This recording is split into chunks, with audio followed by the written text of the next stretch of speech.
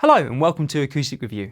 My name is Ben Morgan Brown and today I'm looking at the Inspired by Gibson J-45 from Epiphone. This classic slope-shouldered dreadnought features solid mahogany back and sides and a solid Sitka spruce top finished in an aged vintage sunburst semi-gloss finish. The mahogany neck is topped by an Indian laurel fingerboard with a scale length of 628mm and a 43mm bone nut. Vintage style 3-on-a-plate tuners with ivory buttons grace the 60s style Kalamazoo headstock, and electronics are provided by the Fishman Sonicor pickup with a Sonitone sound hole mounted volume and tone. With a 50s/60s style pickguard and mother of pearl dot inlays, the Inspired by Gibson J-45 from Epiphone has an RRP of £649. So let's have another listen to the guitar now, and then please join me afterwards for my thoughts.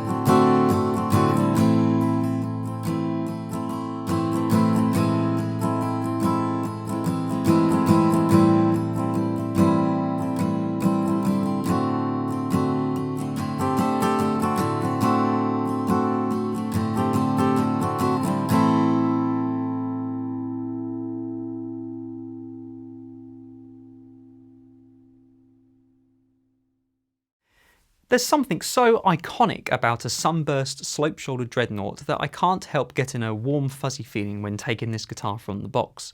The semi-gloss finish looks really good and gives the impression of a very well looked after vintage guitar, an impression that's enhanced by the ivory binding.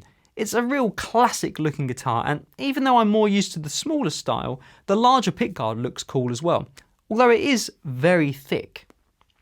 Going over the guitar, it seems nicely put together. There's a few little glue marks on the fingerboard and the board and bridgewood looks a bit dry, but otherwise it's all good on the build quality front. Picking a few chords, it's immediately obvious why this style of guitar has been so popular with singer-songwriters throughout the years. A good bass response that's not too boomy, dry woody mids, and a slightly muted treble response that is clear without being too zingy.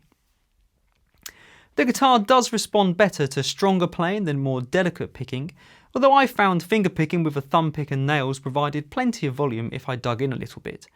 Moving to a plectrum and trying some strumming, the guitar reveals a little extra volume and a crisp attack. Chords sit together well, and the lack of ringing overtones makes for a dry and direct tone with a woody character. The Sonicor pickup has a good output with just a hint of ping. It's quite clearly an undersaddle tone and therefore is quite direct sounding, but it should be possible to massage it into a usable and predictable tone when performing live.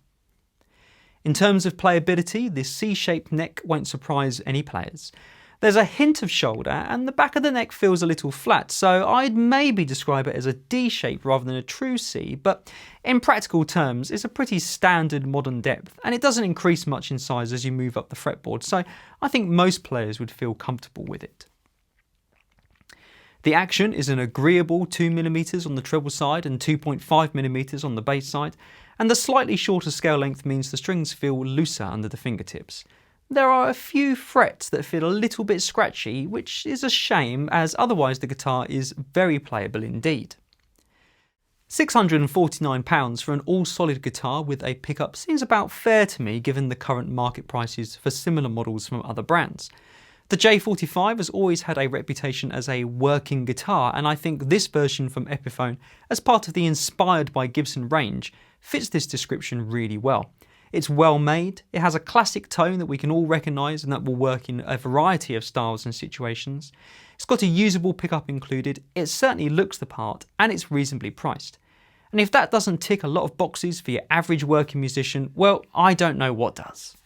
I hope you've enjoyed this video from Acoustic Review. Please subscribe and hit the bell icon to be kept up to date when we post new videos, and I look forward to seeing you next time.